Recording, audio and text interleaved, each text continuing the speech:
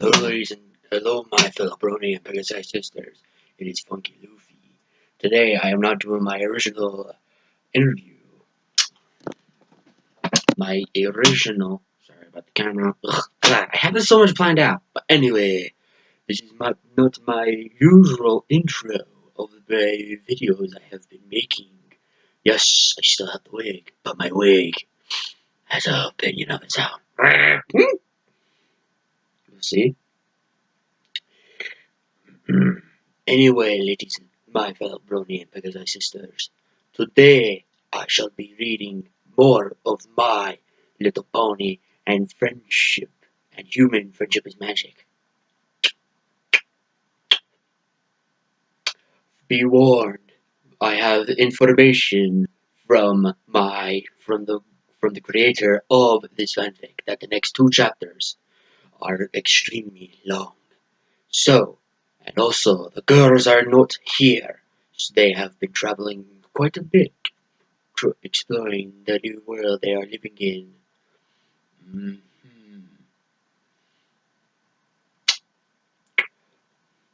This is chapter 12, one of the many videos that are extremely long. So, be warned, we might be doing these in parts. And again, if I'm doing it, then I'll just do an hour long. Then again, most of my videos are long. Anyway, I will not make them 3 or 2 hours. I shall try to make them an hour and something minutes long.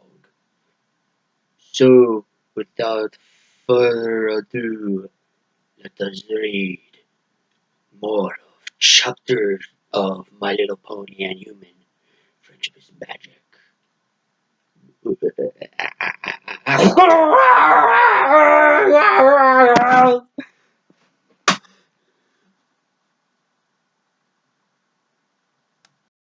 So, what you just see before you, apparently my wig does not like when I do the serious evil laugh tone. Talk about drama queen. Sorry! Anyway, I'm gonna pull some stuff here and there. Anyway, let us proceed with My Little Pony and Human chapter. My Friendship is Magic, chapter 12. God, anyway, let's just read chapter 12. Land of Exther. I have no idea how you say that. Exenter? Sorry. It looks like that's how you say it. Hold on. Even though even my Google don't know how to pronounce that. Whatever. Anyway. Oh, it starts out with Gregor Brooklyn. By the way, if you want to check out my fellow bronies, Jump Boy's work, click the link down below in the description box. While you at it, click that subscription button down below, and the notification bell lets you know what I will and have done. And click that like button if you got any of your other bronies or Pegasus sisters who want to hear this. Send my link, send my YouTube channel straight their way. Thank you very much. Anyway, let us just continue reading. Let's see. Okay, if you have problems with my voice acting skills, leave a comment down below, please. Okay. Anyway, Gregor Brooklyn is inside a yellow taxi. The driver returning him back home as his journey from the airport to his house. Greg stares out of the window, thinking about his son. The driver looks into his mirror, quiet. Quite often at Gregory. I don't know. Again, I can't say his name right. Sorry, sneeze attack.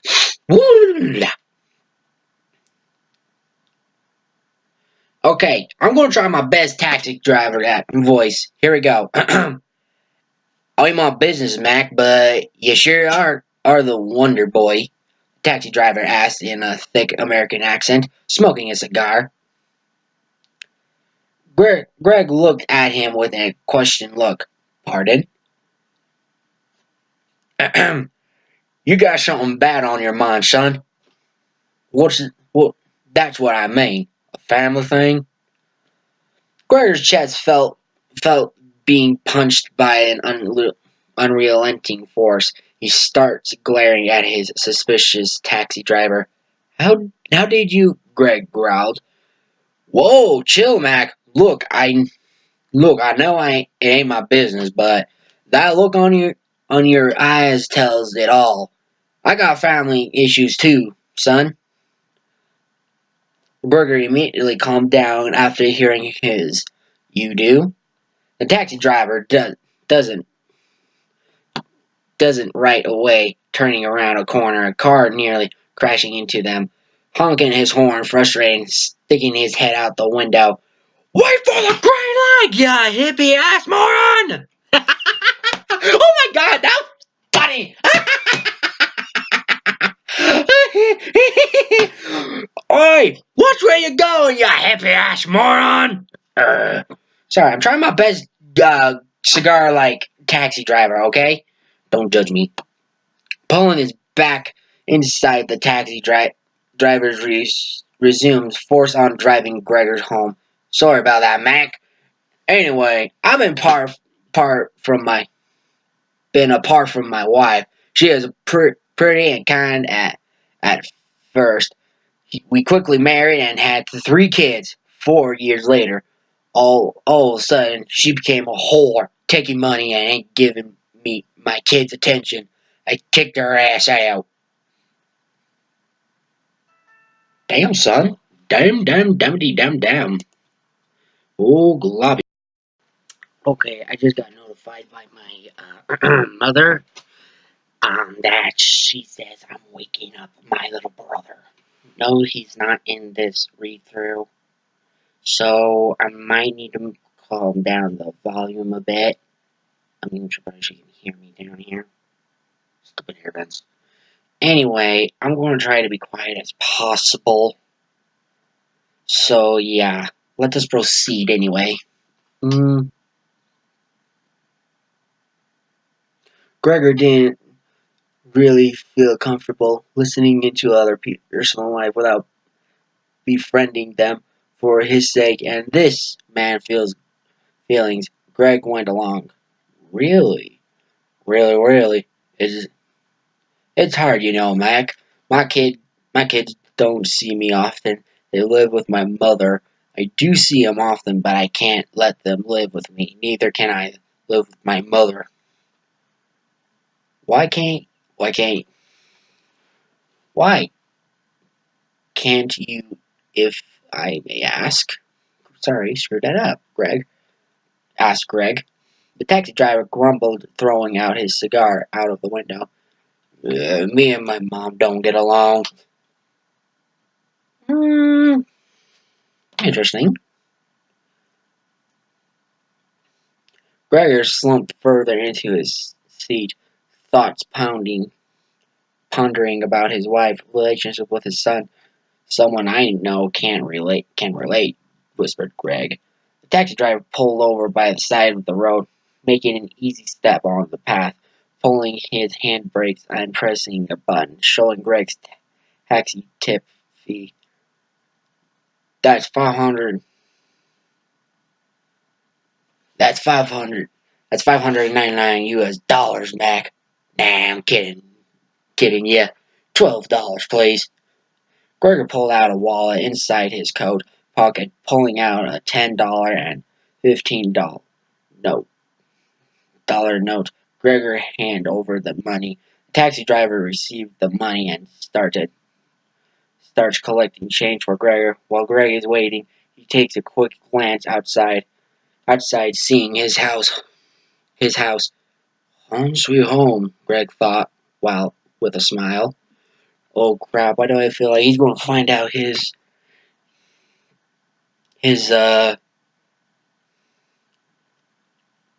he Bill going to find out that when he gets inside, his son's not home.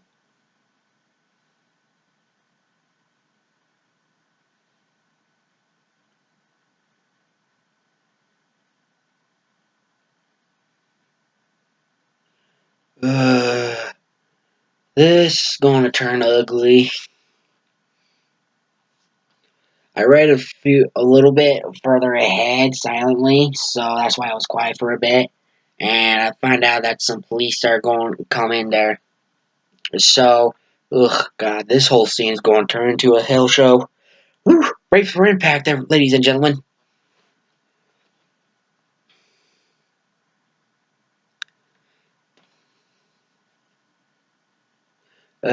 Greg pulled out wallet with the okay. His smile quickly faded away when he sees two patrol officers walking down the path. They wore their ordinary blue uniforms with badges and hats. Greg's heart began beating violently when the two officers turned a corner at his house. Gregory quickly opened his door, taking out his luggage. "Hey, Mac, your change!" the taxi driver yells at him.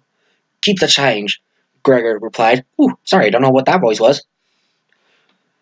Rushing over to his house, the two police officers went up to the Brooklyn family door. "All right, let's go over this one more time. No shoving people into washing machines. Got it?" The other officer grumbled, shrugging off his partner's request. "She got what was coming to her. Not my fault she didn't know what to do with a washing machine. I don't care if it was Friday and she was the cause of it. You're a police officer. We help others, understand? Now act noble." Do officers even know how to act noble? That's my question. I'll try not to. I'll try not to think about it too hard. The two police officers turned their head. Gurley walked behind them, calling them out before a knock on his door starts. "Officer, may I help you with something?" The two police officers turned their heads around, seeing a man carrying luggage. "Are you Mr. Brooklyn?" Gregory gulped nervously. Yes. Yes, sir. I'm Officer Jaden Westwood."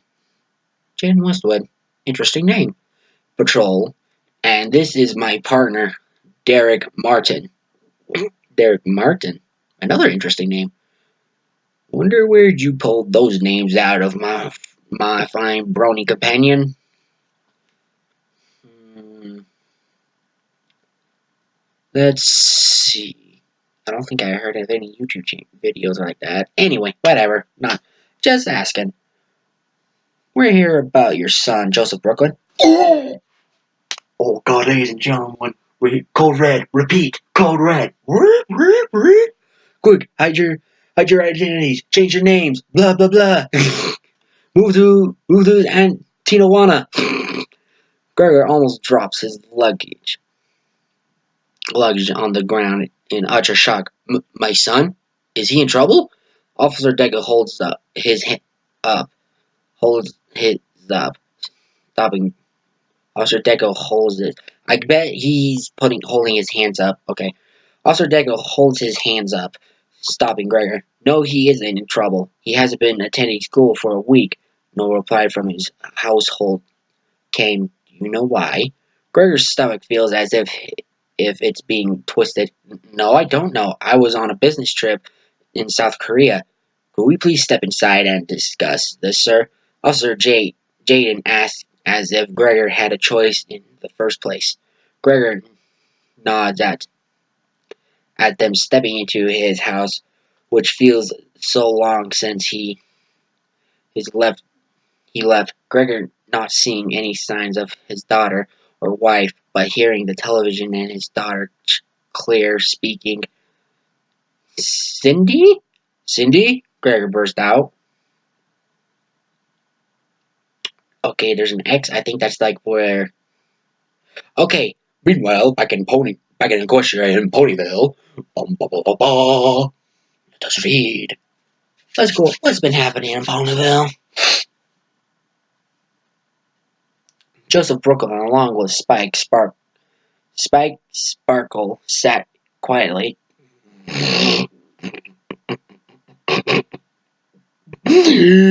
Spike Sparkle still, man.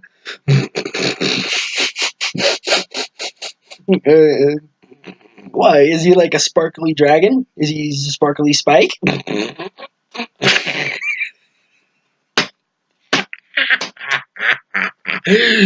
Oh god, my side.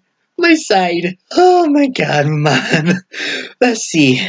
Sat quietly on the seat, feeling bumps on as their boots hit waves. Hey, hey Joe, how you feeling? Oh, she's sick. We're going somewhere no pony has been before, Spike asked, in need of a conversation. Joe looked away from Moon and staring at Spike with a comforting smile. Really? Really? Want to know? I'm scared, but I came for a reason, including you, Spike.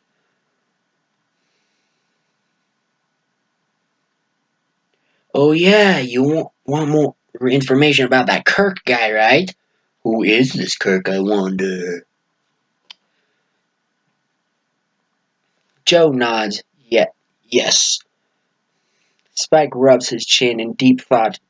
Dude, to be honest, me and Twilight are read almost every book she found, and I can't remember anything about a human. Maybe you gotta look for some different type of books that you never heard of before. The Dark Library section. Dum bum bum. I'm just joking. Although there is, but I think there might be. I mean, come on. It's a freaking enchanted area with dozens of books. Anyway, it's an enchanted land with dozens of different types of books of spells and such. Anyway, Spike rubs his chin in deep thought. Dude, to be honest, me and Twilight read almost every. Oh, yeah. Really? You mean it's not in history? Nope. You know,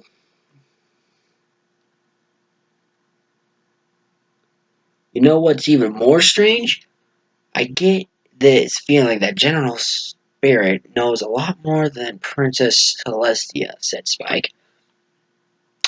Could he probably be, oh, I don't know, probably, he might be the unicorn that was mentioned in the freaking Book of Memories. Hmm? That is my thought. Of course it might be. It's might. I said might. Don't question it. I feel like perfectly make good logic. Anyway, Joseph became very interested in this topic. He wants more information, if possible. Keeping information from her like that can lead to prison, if that's true. Spike nodded. Sure is.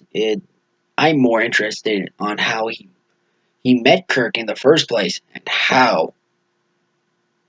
Like I said before, he's probably the same unicorn he met a human all them years ago.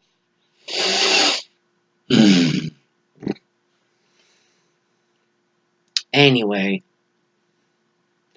Joe leans his body down onto the boat's floor, staring at stars for stories.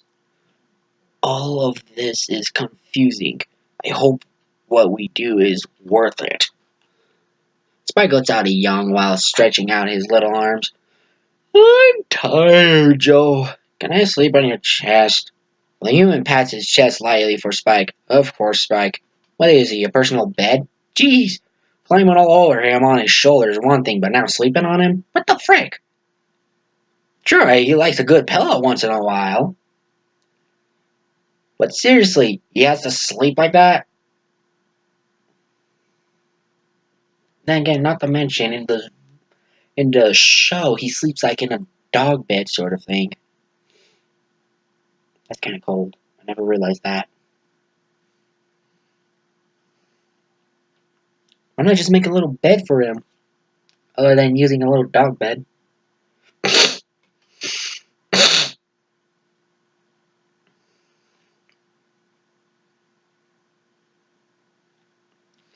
Joe leans his body down into the boat's floor, staring at stars. Oh, wait, read that.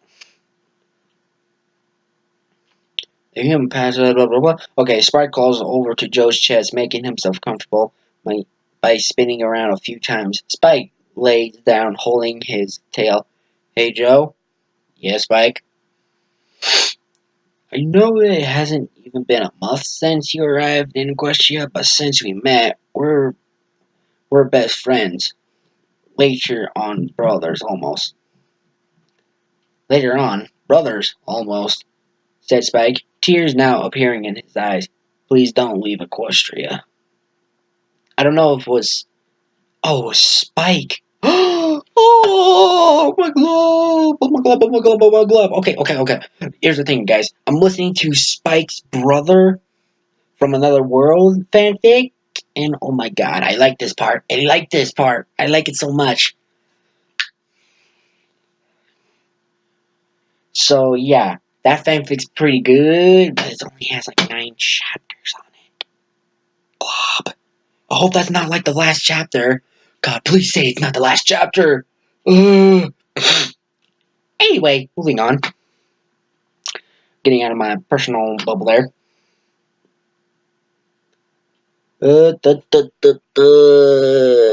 Joe and Joseph smile at Spike's bring his tail around Spike, embracing his little brother. I won't leave, I promise. Joe and Spike close their eyes, drifting to sleep. Sound of water and the bumps starting fading away. Wow, that's interesting. Meanwhile, back in Equestria Castle. Oh wait.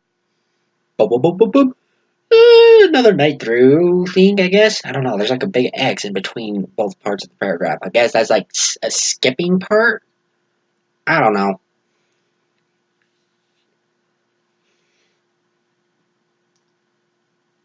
Princess Celestia's sun peeks over the blue ocean, shining on a beach. Sound of seagulls echoed through the wind. Ocean, waving back and forth, tree leaves rustling around from a distance. Joe feeling a warm heat on his face. Scrunching up his face, Joe lazily blocked Celestia's sunlight. Joseph slowly opened his eyes, his vision in blur, rubbing his eyes, hoping to regain clear vision. Joe met the gorgeous blue ocean, blinking in confusion. Joseph looked at the boat's side sand. They have reached the land. Okay, here's a little thing I'm having a problem with. Why didn't General Spirit, I don't know, wake him up? Or is it one of those fend for yourself on a island, an uncivilized, what are those islands called that don't have any like people on them or anything? I forgot. Anyway, is it like one of those training things? I don't know. Spike, wake up! We're on land! Joe shouted, shaking Spike, who was sleeping on his lap. Spike groans and stirs, shaking his head. Dude, what's up? Spike, take a look around. We've reached land. Spike, the gem dragon, felt confused, but looked around, his eyes widened with joy. Whoa! Really? Another land? Spike immediately jumped out of the boat, running across the sand towards a path leading over the sand dunes. Spike, wait! Joe shouted, jumping out to catch Spike. Spike stops in his tracks after hearing Joe sing catch up. Joe stops in front of Spike, kneeling down. Spike, you really shouldn't run off like that. If in somewhere we know nothing about. That is very wise. Hopefully they don't do it like the Croods and like when their cave got destroyed and they're in the new land and then they take a few steps and then go, wait, and then oh crap, I forgot some of the characters' names. Okay, don't judge me. If you haven't seen the Croods, look it up. Watch it. It's pretty good. It's a pretty cool show. It's pretty funny. Well, for my standards, at least. I don't know about you guys. Well, for my standards at least. Anyway.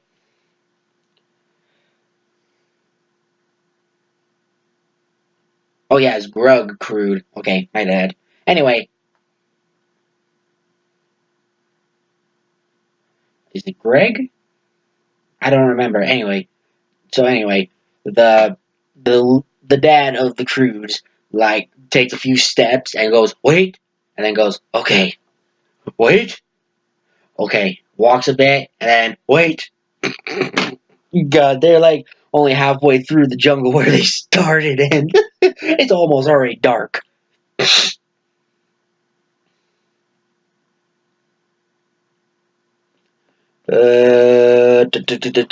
Spike stops in his tracks after okay, right that.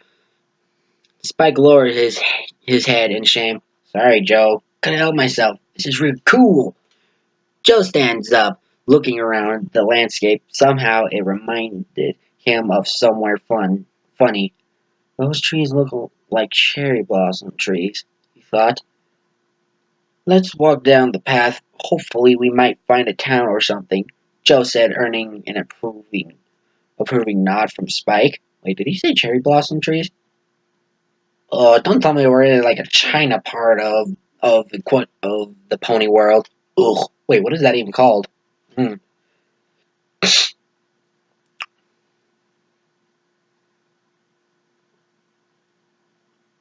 Well, here's the thing. They got like Las Pegasus. What would they call China in their like pony form in their pony world? Uncle Foos. I'll put another thought into that. I'll put a little thought to that. The odd duo walked in side by side, man and dragon, in an unknown land. But Joe's fellow human stepped foot here. This place looks amazing. The grass is green, as in Ponyville, and look at those trees. They look very old. I've never seen a tree with pink leaves. Yeah, and here's another thing. Where is General Spirit? Did he just freaking ditch you guys? Oh my glob. If he did, I'm gonna get pissed. Oh, my glob. Seriously? Why have they not realized this yet? I'm confused. So confusing. Anyway, cherry blossoms. Well, on Earth we have different countries. Those trees can't be found in countries called China, South Korea, and a lot more common in Japan. Joe explained. Spike looked up with a twinkle in his eyes, amazed by human culture. Japan? What's it like? Joseph chuckled. I've never been to Japan, only seen it in pictures or videos. I can say hello in Japanese. Spike snorts, shooting Joe a grin. You can't speak in different language? Yeah, right. Joe smirked, accepting the challenge. Konnichiwa, Nyan-chan. Spike jumps in shock, but doesn't believe him. Dude, you could have just been saying gibberish. If was here, she'll say, I'm not lying. Joseph laughed along with Spike. That's true. That's true.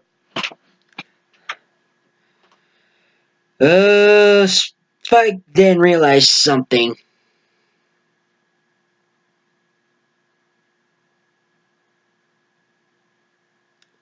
Uh, Spike then realized something when Joe introduced different languages. Joe, now that you mention the language, what if the ponies who live here don't speak like us?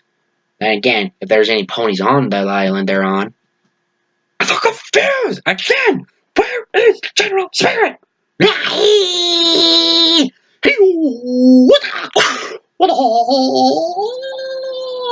Where is he? Like, he noticed the language thing, but they haven't noticed where General Spirit is. Are you kidding me? Let us proceed. Spike then realized something when Joe introduced a different language. Oh yeah, ready. Joseph is taken back by Spike's statement. Quite an interesting and possible true. You're right there, Spike. In all honesty, though, I think at least one will be able to speak like us. If not, we or they will figure something out. I hope you're right, Joe. Don't want to train and let it go to waste. Joe and Spike continued walking the path which seemed endless, but there is only one route, so they could wander off and get lost or for a hope for a town. They see birds which are different from Earth and Ponyville. Some are bigger and smaller, some with odd colors that made them beautiful creatures with a unique singing never heard before. Joseph and Spike finally came across the white cloth hooded figure sitting on the ground, cross-legged in front of a statue. Spike climbed up Joe's arm. Boy, cross-legged. Could it be another human? Or is it a pony or something? What is it? I'm in suspense! Okay, whispering in his ear. Bro, who is that? It could be the Great Wise Monk. Yeah, right. But seriously though, what is this being?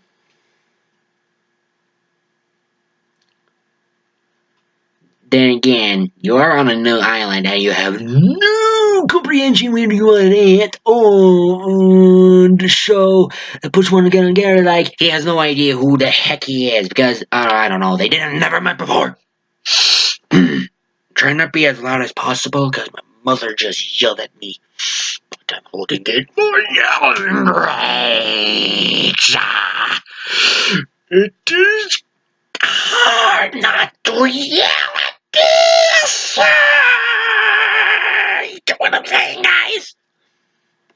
Anyway, Joseph and Spike finally came across a white cloth hooded fig. Oh wait, I already read that. Whoops, sorry. I usually skip it, but now I'm reading the same thing. My bad. Anyway, Joe tries and makes it out from his position. This figure looks like a human, but finds it doubtful. No idea. Could be friendly. Could be bad. You must see. Oh God, don't tell me they're not. Oh, they're not going to. Joe walked down further, hoping for the best. Oh God, no.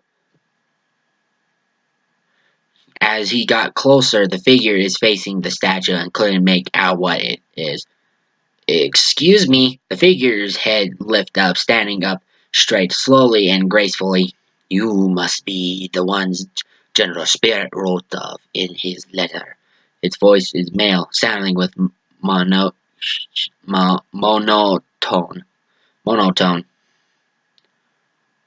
Again, where's General Spirit?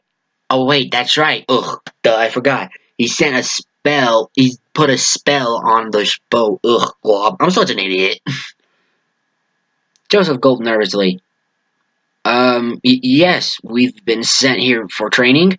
The figure doesn't speak immediately. Joe thought he is starting at the statue. This statue shared wisdom and strength in this land. The old Grand Lord. Okay, I'm trying my best wise monk accent there, guys. Okay, nope. Don't yell at me! Spike and Joe looked at each other, not knowing what to make. The white hooded figure turned slowly, facing them both. I must apologize for this sudden culture share. Forgive me. He then bows. Wait, what does this guy even look like? When is he gonna take the freaking cloak head off thing off? Oh God, I'm gonna strangle the guy.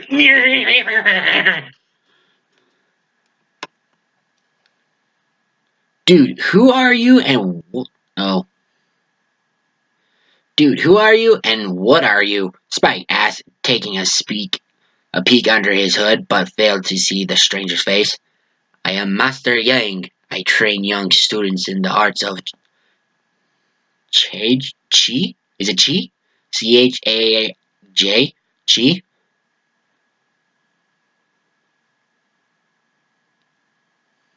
Chai or something? I don't know. Or as you fellow human, or as your fellow human Kirk would say, Kung Fu. Master Yang slowly lifts his hood off.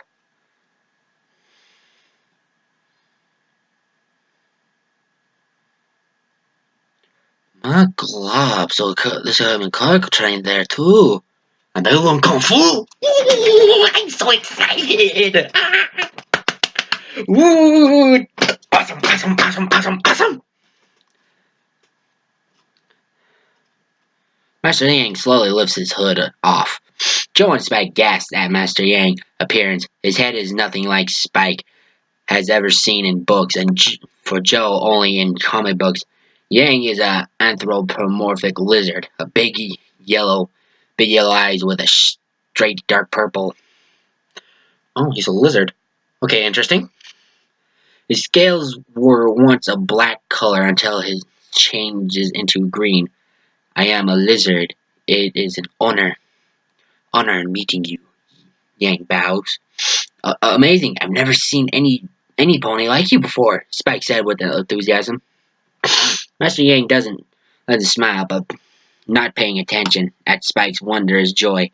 General Spirit wrote in his letter that you must return 24 hours from Equestria and complete their training. Complete our training in 24 hours? But how is that possible in such a small amount of time? Joe asked questioningly. Master Yang slowly turns his heel, walking down the left path. Wait, hold it. Did you say 24 hours? How are they going to do that in one day? Is it one of them time islands? Oh.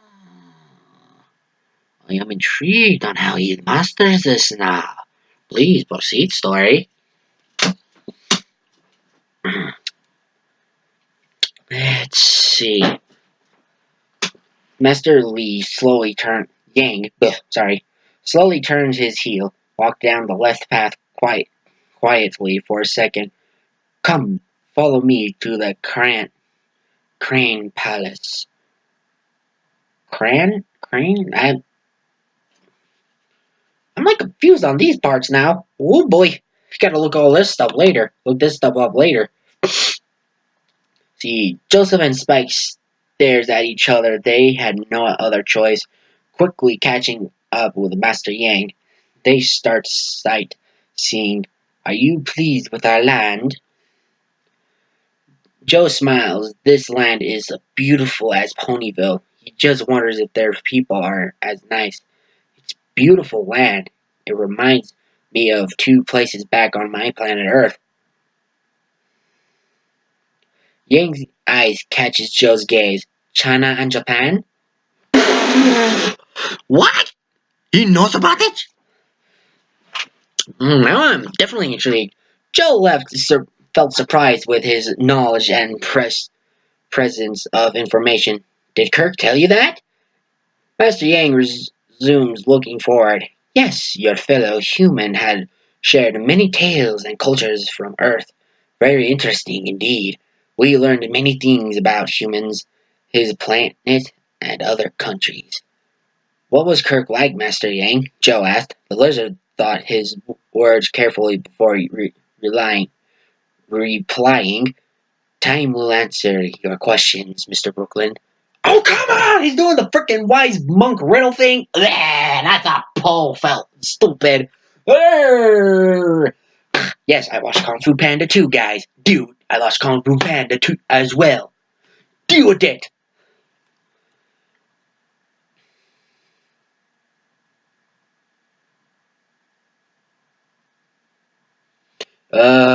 Joseph wasn't amused with his answer.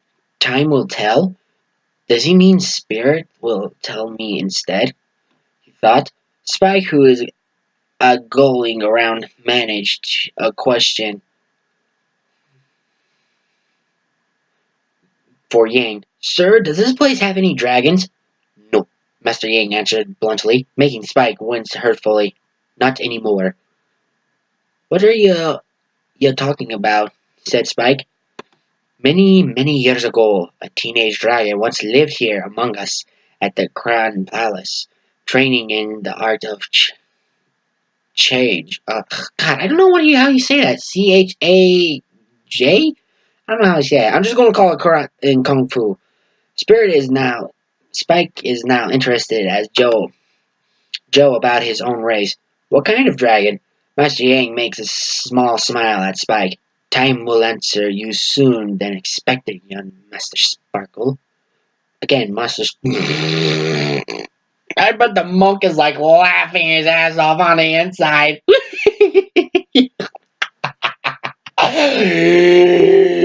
Oh my god, this is Master Sparkle now.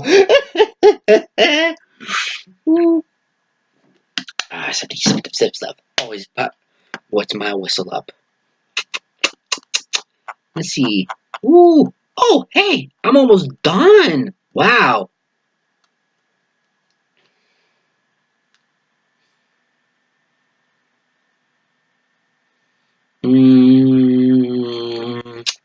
Oh crap, I lost my spot.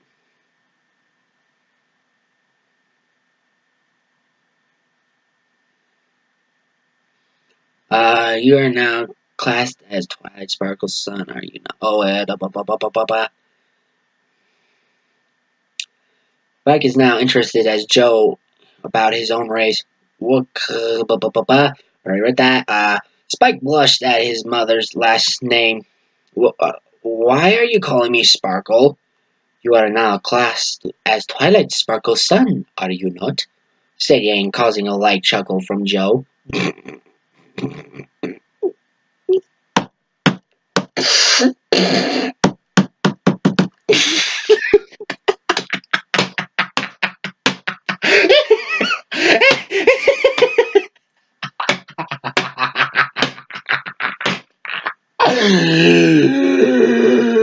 Oh my god.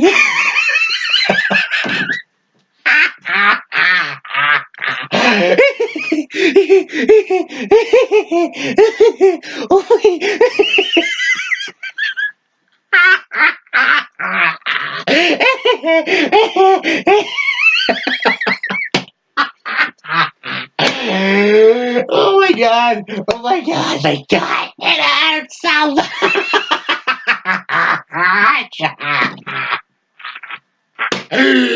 Okay! Okay! Master Spark! Joe chuckles at it! Okay! Okay! Oof! Got all that out! Open it! Master Sparkle! I still can't get over it!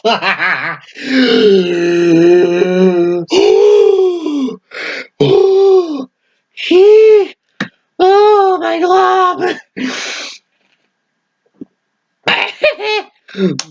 Okay, moving on. Spike blushes reddened.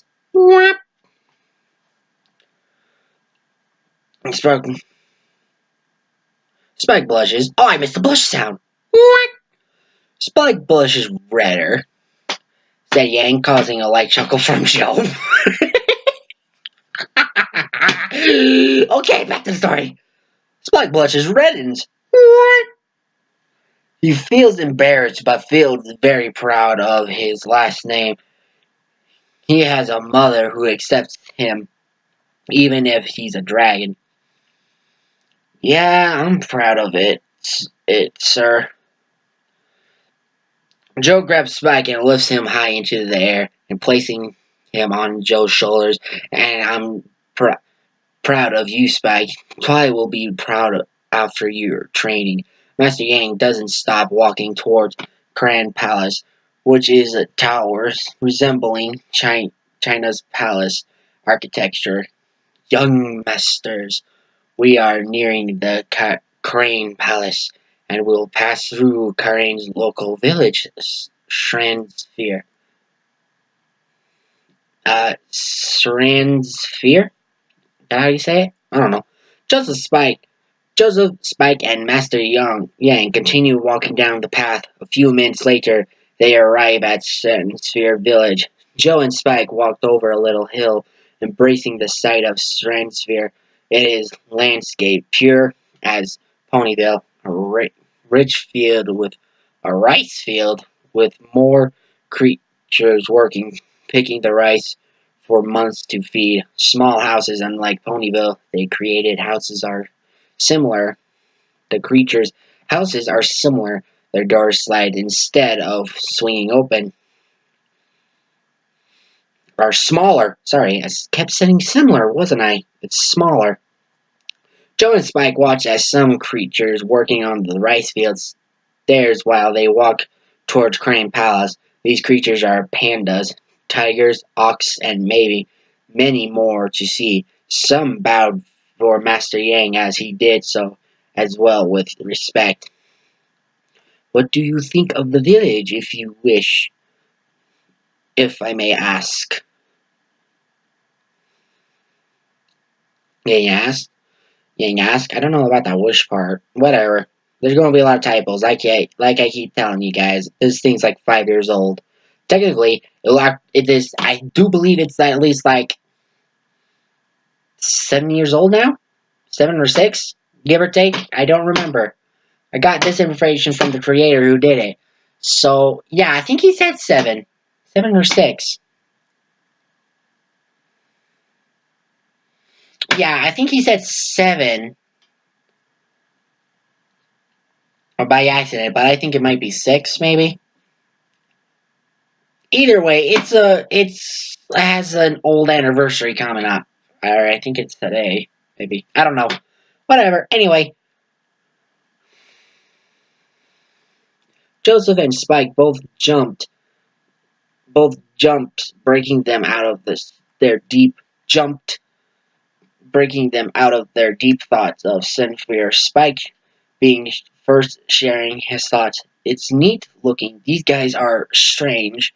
Joe caused covering his mouth. Coughs, covering his mouth. Well, it is a lot better than my city, peaceful with full nature. Master Yang shakes a hand from a panda who seems to be in charge of this village. Thank you for the food supplies as always, Ignis. Ignis.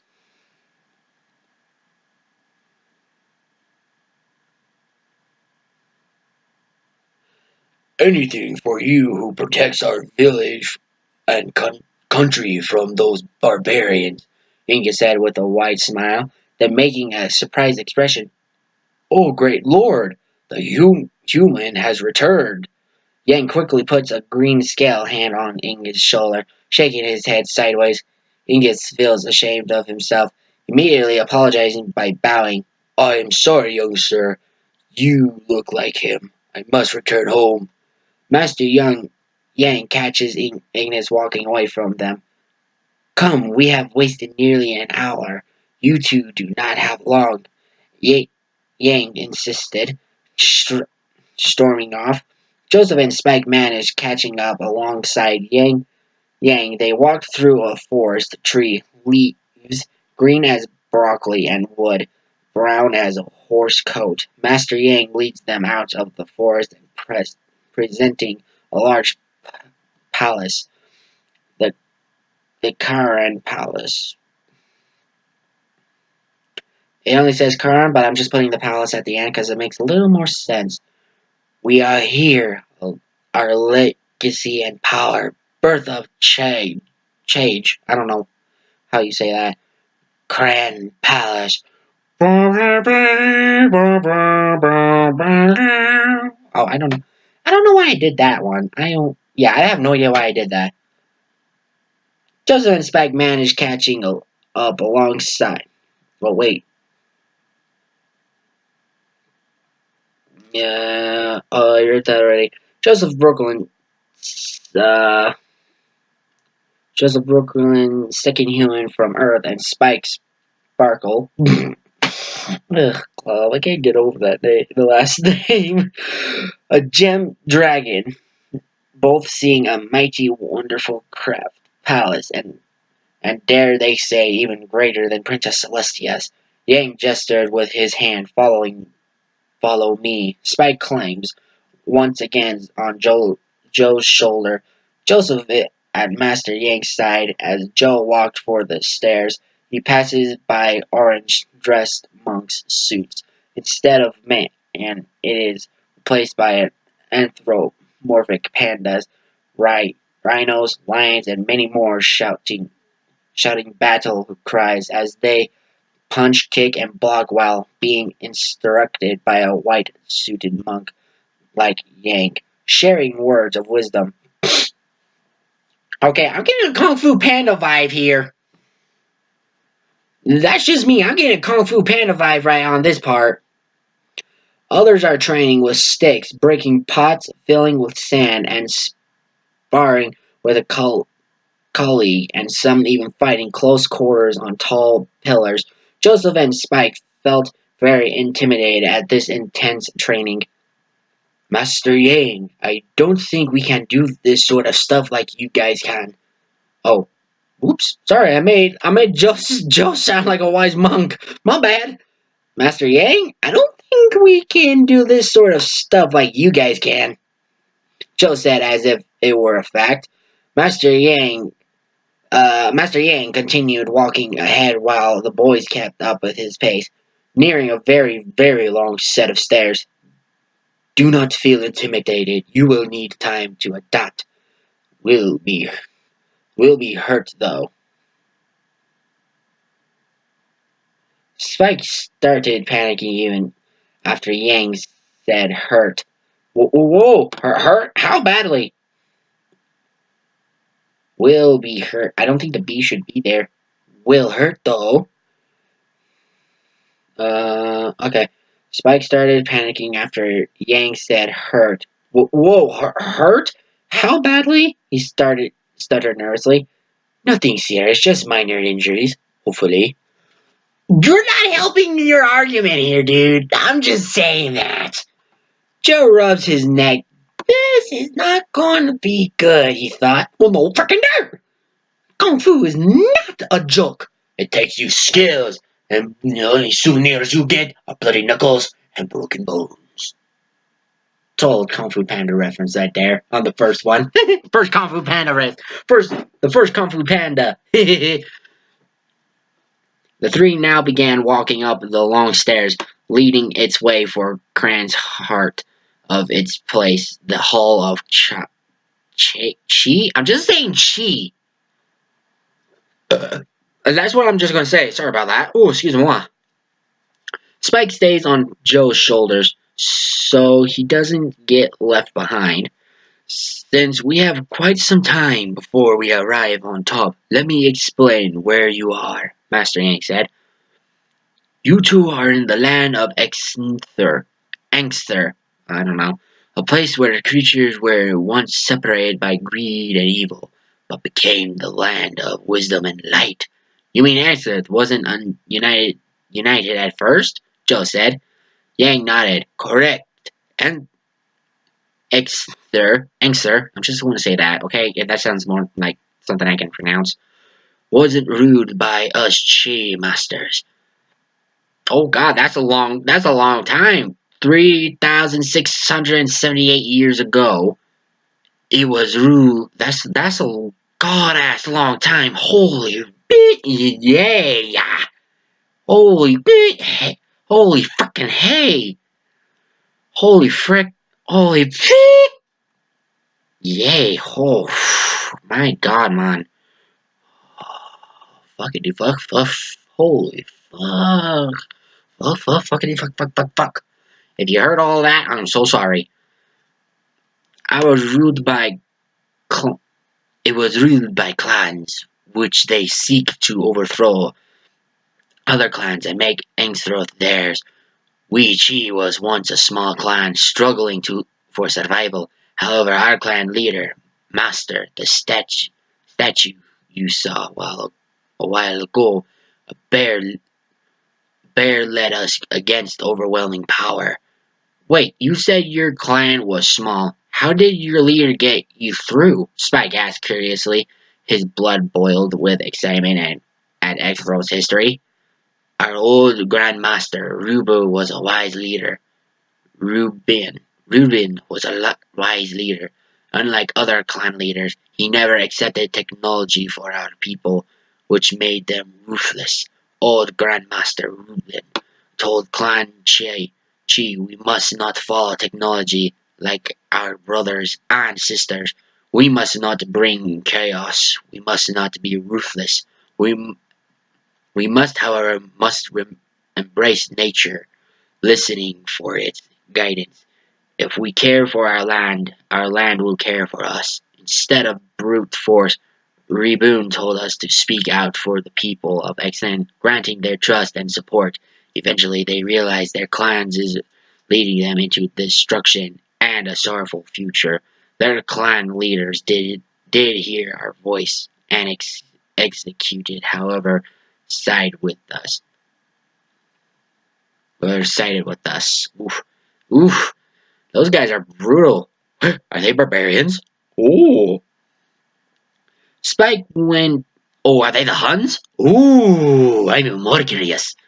Spike went silent. His eyes grew small. Joe made a sad face, understanding war from history books. Master Yang looks left, seeing a wonderful landscape of mountains. That made many outraged, being held by a leash. They secretly created a new army with our aid, a rebel force. The Chi clan trained them with our kung fu as well as our tactics. We we are a passive clan, but for our people's sake, we must break our rule. Never be the aggressor. Joe Joe Joe realized they are halfway up, but gets back on topic. It must have been rough breaking the rule for your clan. Master Yang sighed sadly. They feel ashamed till this day. It was necessary though. We wanted a land of harmony for other bloodshed had to be spilled. 6 years the war lasted. Many lives were lost, including us and the rebels. But Chu and rebels were stronger with other clans. People turning against them. They lost soldiers for her. Please note, it took 6 years because even without many recruits, their armies were still very strong. After brutal losses, Chai and the rebels became victorious. Joe tilted his head sideways, confused about Yang's story ending. Master Yang, there's more, isn't there? Yes, Mr. Brooklyn. However, you two are not here for history lessons. You are here for training. I'll explain a little more in your free time. For now, we are here. Master outstretched his hand, presenting Grand Palace Hall of Chai. I don't know how to say that! Ugh, Lop, I gotta look that up. Joseph and Spike scans the hall of Chai's entrance, much like Chain's temple entrance, but instead of red, blue is their signature color. Master Yang kneels in front of it, placing his scale fist on his left palm, speaking his language quietly. Sorry, guys. Making two large doors open slowly. Yang stood strong, advancing forward. Welcome inside the Hall of Cha. You see here on your sides are ancient weapons and artifacts treasured by us Exthuran, although the clan wars and beyond. Joe and Spike looked each side, seeing a sword with red lights, a purple sparkling rock, a scroll of Fust's legacy, both feeling like school students wishing for a close examination. Master Yang immediately stops, kneeling down, placing his head onto the floor gently. Grandmaster Chordani, we are here. Oh god, they're missing the Grandmaster already? Whoosh! Heiza! Scheiße! Whoa! Joe looks ahead. He sees a scary image like death itself. Its tall, long arms, many arms, an anthropomorphic spider. Ooh, it had to be a spider. Why? Ooh, I the chill up my spine. I can't get the weird chill away. God, it had to be a giant spider. God, I can't get the chill away. God, there had to be a giant, scary-looking spider. God,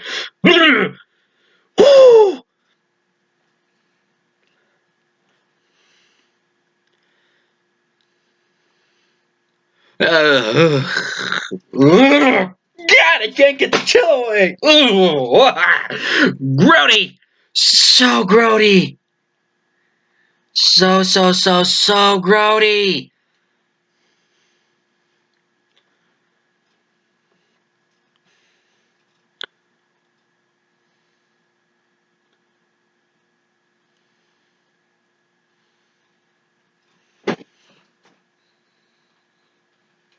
Ugh, gross. Oh.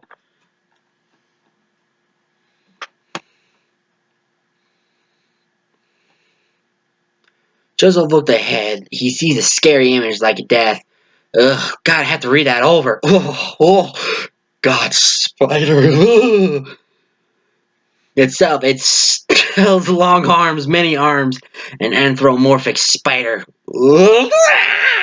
God, I can't get the chill away. Ugh. Grandmaster Chardonia is upside down by hanging on his web, meditating in shadow, small amounts of light shining on him until Yang spoke. Spike yelps, hugging Joe's neck, terrified of Chardonia. I don't know how to say that. Ugh. The spider released himself off his web, landing gently, lightly, perfectly on a pond with floating flowers. Grandmaster walks Chardonia walks across on water towards Joe and Spike, softly making Joe gasp violently. The long-armed spider creature eyes emerge from the shadows, revealing what a spider would normally look like. Chardonia has fingers looking sharp, two big eyes and two small eyes. Black and shiny skin is dark brown with some hair, but Cardon's body is covered by a white monk suit like Yang, but with light shining pink cherry blossoms. Oh, fangs, not fingers. Oof. Oof. Ugh, grody. Oh, gross. It had to be as it said anthro. It doesn't have like a human like fingers on it or something. Ugh. I was expecting like a torso of like a human and such, and not like that. Ugh. Oh God, my spine. I can feel the spider crawling all over me for a weird reason. Grody. Absolutely grody. No, no, no. Oh, Grody had to be a spider. Why not? Why not something else? Why not a red panda like Shifu? Freaking spider. Why had to be a spider? Anyway. Okay, I'm going to try my best. Best to do a voice for him. Well, if it isn't another human in our land, Exunthra, and another gem dragon, welcome Joseph Brooklyn and Spike Sparkle. I bet the bastard's like chuckling on the inside. Grandmaster Chardon spoke. His tone is kind, sound very pleasant, but has years of experience. I think I did a pretty good job. Joe and Spike looked at each other awkwardly, not expecting his voice being pleasant sounding. Thank you, Grandmaster Chardonia. I don't know how to say the name, okay? Give me a break, guys. Chardon placed two of 8 legs on Joe's and Spike individually, sending some shivers. I also have received word of General Spirit, telling me you boys need training because of a certain event happened. He was in trouble? Spike fumbled with words, trying his best not screaming at Grandmaster Chardon. Sir, you said another gem dragon? Chardon only pulled a surprised expression, if Spike should have known already. Spirit never told you both? Joe shakes his head, confused. Tell us what, sir? Joe said respectively. Grandmaster Chardon goes silent, looking into his eyes, with his chuckling second later. Oh, that unicorn! Secretive as always. Wait a minute, are you saying you know something? Joe asked, feeling angry. Spirit does sometimes keep secrets from everyone. When he attended here for a year, he knew something that his friend Kirk didn't. Joe stepped forward, completely gobsmacked at this. Spirit came here? With Kirk? Grandmaster Tron sighed thoughtfully. I'm sorry, boys, but we must stop here and continue another time. Your training is why you're here. Time is not on your side today. Should be easy once we've adapted and moved along. Joseph and Spike really did not like sending a conversation without results. Joe already knows spirits now knew Kirk, but went with him here. Went with him here. Sorry, I screwed that up real bad. Joe needed more answers from him. Spike didn't know his race. A gem dragon lived here. Was it nice? Was it nice? Did it have friends? Did the training in Cha speak? Spike want? Did it train in Chi? I don't know. I don't know how to say it. I feel like I'm going to get yelled at after this. Don't yell at me. Spike wants more answers from Spirit. Chardonia walked over to the entrance. Joe and Spike came through with them, following. You two shall be learning about your strengths and weaknesses. Back to our training area. Start with punching bags while Master Yang observes you. Observes us? Spike questioned while walking outside. Yes, judging your abilities for battle. Then we shall see what suits best. Now, shall we? Grandmaster Charon said, pointing an arm downstairs. Joseph and Spike looked downstairs a very long way down. We must walk all the way down? Charon chuckled lightly. Chardonia chuckled lightly. Optional, he said. Master Yang's face became full of shock. Grandmaster, please don't! Yang was cut off by Chardonias, who expectantly slides down the side of the stairs, smoothing along surface, shouting, Banzai! Oh, that got fun! As he slid down. Joe and Spike watched, absolutely stunned by the Grandmaster of Chi sliding down the stairs side, shouting a Japanese exclamation. Master Yang, feeling overwhelming, ashamed, and embarrassed by his superior's action. Yang face palmed. Not again, he groaned. Again? Said Joe, raising an eyebrow. Grandmaster Charon did this ever since Kirk did it. Master said it's exhilarating. Oh God, he's copying the human!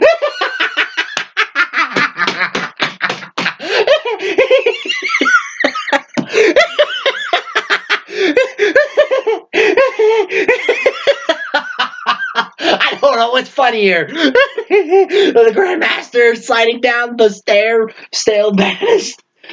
banister rail, sliding down the stairs, or Spike being called Master Sparkle. I think the master acting like a kid is better. Not gonna lie.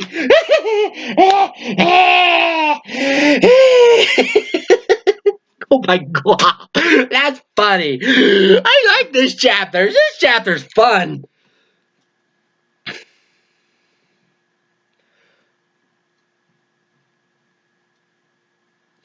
Grandmaster Charon did this ever since Kirk did it. Master said it's exhilarating. Spike laughed out loud. Dude, that was like totally awesome. I want to do it. Joe takes another glance at the stairs. Ridiculous as it seems, I don't feel like walking down again. I guess we can try what Grandmaster Charon did. Master Yang sighs regretfully. Young students, please don't. Yang is cut off by the sight of Joe and Spike attempting a slide downstairs, but instead of sliding down on the feet, they slid down on their butts, yelling in panic. They just did. Yang said in an amusement tone. They just did. And that's what the Grandmaster was supposed to be. Was supposed to be high, strong, and appropriate, but this isn't.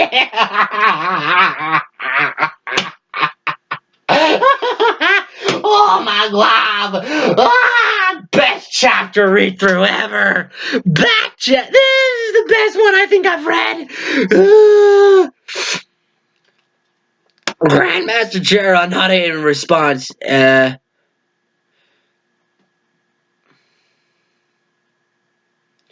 Joe and Spike landed hard on Crane's dirt ground. Picking themselves up, their now fellow trainees are dead silent from Chardonia's unfitting entrance. They brush dirt off themselves. Are those punching bags ours for training? Grandmaster Charon nodded in response. He senses Master Yang also sliding down. Young Master Yang has followed our stairs method. He chuckled softly.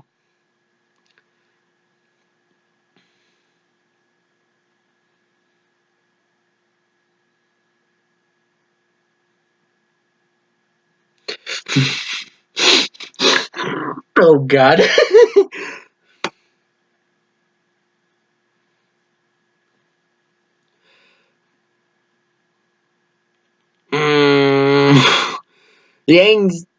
Master Yang landed on his feet softly, not only hearing a crunch from the floor as he made contact. Please don't do that again, young master. Grandmaster then encouraged Mr. Brooklyn and young Mr. Sparkle. Your reputation is being corrupted by this fun. Oh, come on! What's wrong with a little fun? God, this guy's a party pooper. He may be wise and everything, but this guy's a party pooper.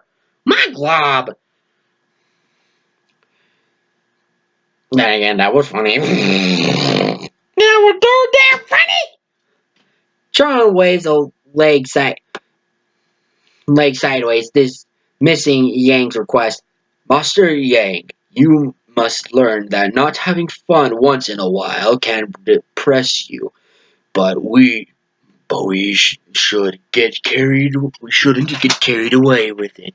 Of course. Now, boys, Master Yang will give you our training clothes. After that, punch those bags.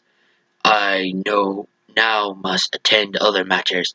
I will see you before you return to Equestria. Farewell, said Grandmaster Charon, giving all his students a bow, then walking off. Here are your clothes. Young Yang brings out 2 orange chai or monk suits with black shoes. Please put them on immediately. Joseph felt his heart skip a beat, feeling cold inside. Pardon? You mean here right now, in front of everyone? Of course. Do not worry about your pride in front of us. We train in mountains without our suits while surviving cold conditions. Trust me. Ooh, birthday suit freeze. Woo! Woo! I just feel cold just doing that. Just hearing that. Woo! Yeah. Ugh.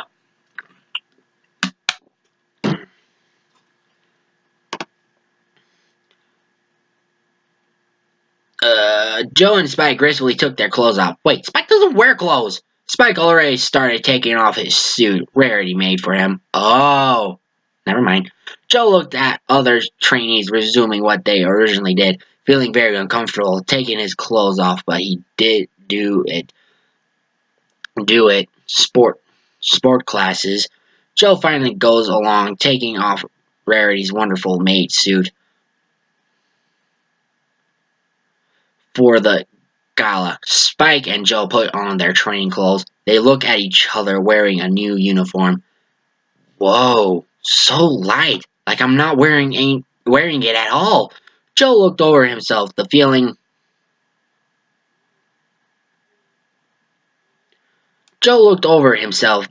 of this monk's suit to him felt oh, that was right. Okay, if you heard a weird part and skipped, my bad. I forgot my thing was on pause. So, oopsies. Anyway, um, Joe looked over himself and feeling of this monk suit to him felt incredible, light and maneuverable. Simply, although Rarity could highly disagree with it, with its choice of color. Rainbow Dash could say it needs to be 20% cooler. Applejack may be proud of them wearing orange. Fluttershy would say it's nice. He knows them well, and he's only been there for like at least a week. Dwight might laugh at the sight of Spike in orange, and Pinkie Pie will say, "Was that a party present?" The human laugh. They're great friends. Just friends, Joe thought. Just friends. Yeah. Anyway, the creator said this is a romance, but who is Joe gonna fall in love with? I need to know. Don't spoil it for me, shall I, Jumpy? Don't you dare to spoil it. Anyway, my brother's up. My wee little brother's up now. He's not on this video. Repeat, not on the video. So anyway, let us proceed. And finally, I do have my freak out yelling voice on. Anyway, now then, follow me. My instructions. Begin with breathing slowly. Close your eyes. Focus. Master Yang advised his students, hoping they would do as he did. He said, Joseph and Spike breathed slowly, then closed their eyes, feeling lightheaded. Keep breathing slowly. Focus steadily, Yang said, instructing once again. Joe and Spike, feeling light as a feather when breathing, their minds free from memories they would bring distraction. Master Yang puts his hand inside opposite sleeves. Now you're free from distractions. Please focus to punch those bags. No staying style needed. Fight how you would every day. Joe and Spike went over by some Chi trainees, punching the bags as well. Joseph breathes out heavily, revealing himself being nervous. He raised his fist up, taking a boxing stance, although Joe may not know much about fighting personally, besides the diamond dog. Truth, brother! Truth! Not gonna lie! He takes fighting from movies, comics, and boxing night shows with the sweet shop owner.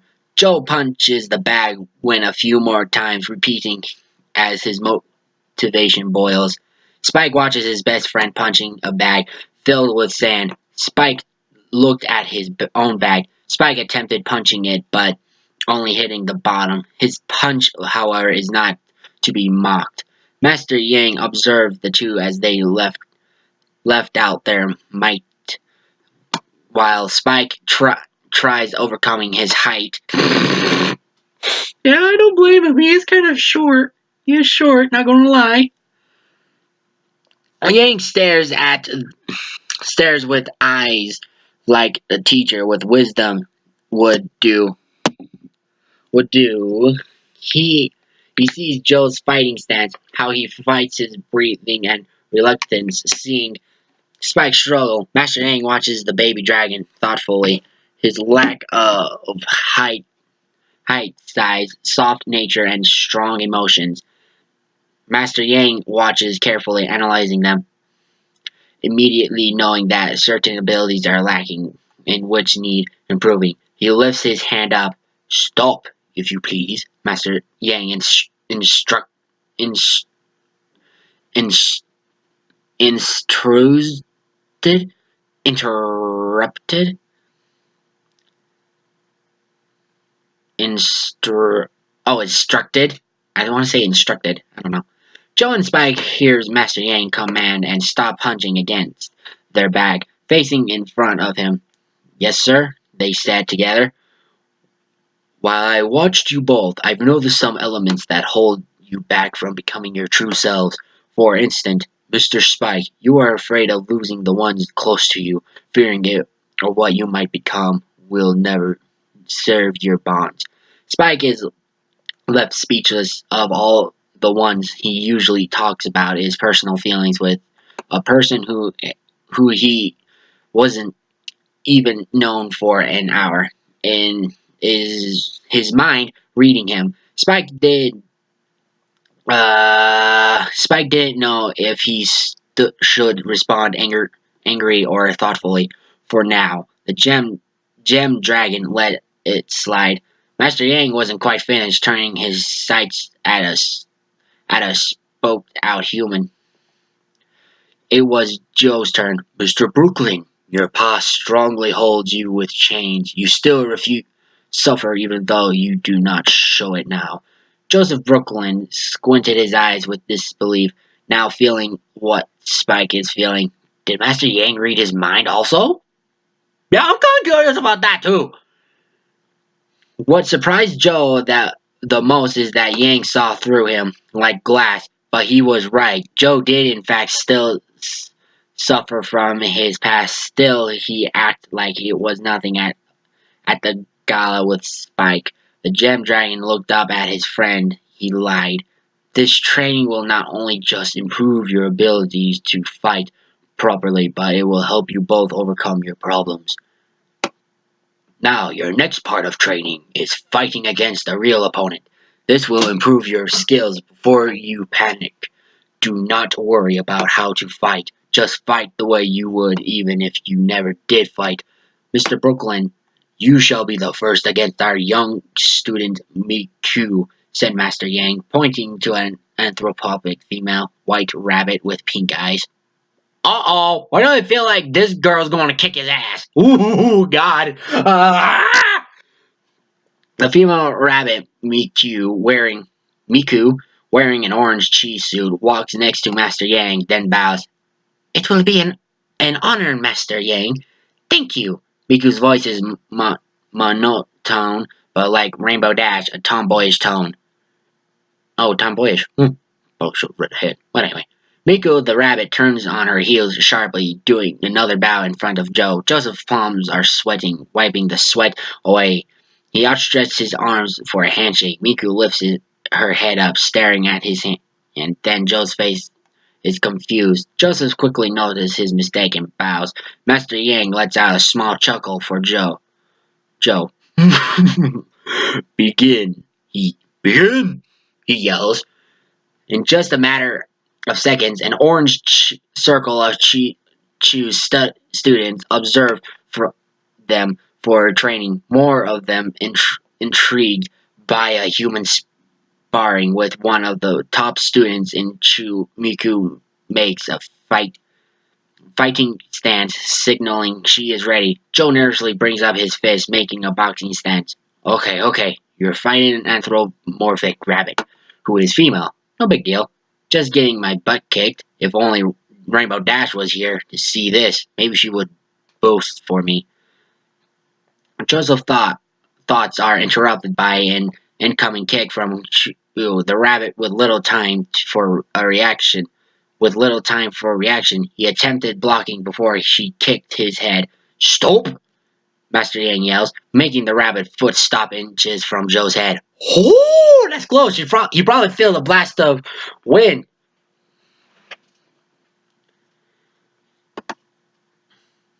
They both adjusted their sights to Master Yang.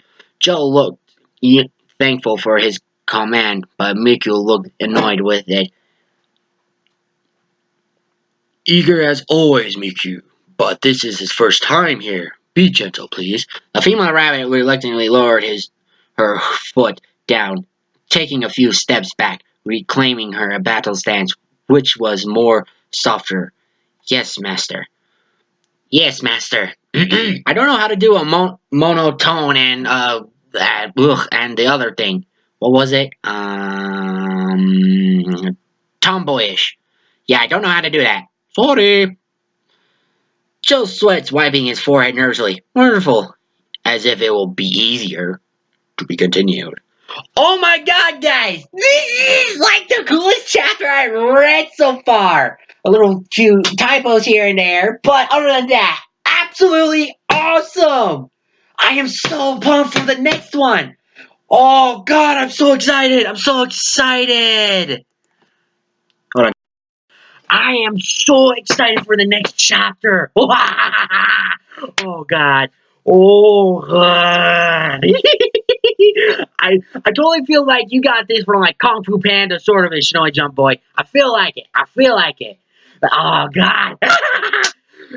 Dude, I am so excited for the next chapter of this. This one's like my favorite one, and oh my god, the funny ass parts. Oh my god, what will happen next? Stay tuned for the next chapter of My Little Pony and Human. Friendship is magic. So, without further ado, this is your homeboy, Funky Luffy, going to sign out here in bed. But right now, what I want you to do is go ahead and push that subscription button down below, and also click that notification bell so you guys know what videos I will be doing. My new videos, and my old previous videos. Oh god, I love this chapter! This chapter is like awesome! Anyway, and also, while you're at it, you can look up my home brony Shinoi Jump Boy's work down in the description. There will be a link for this website and his fanfic down in the description section down below.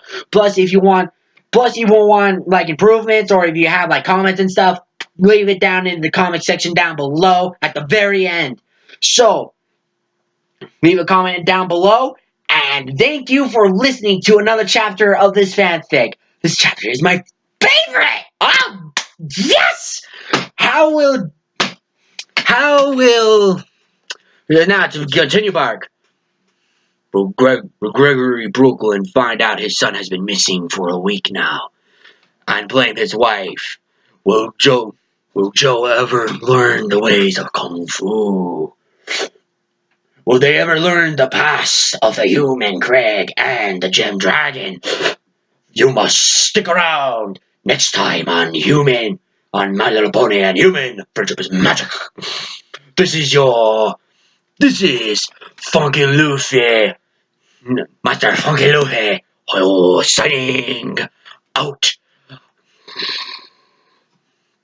Sayonara. Sayonara.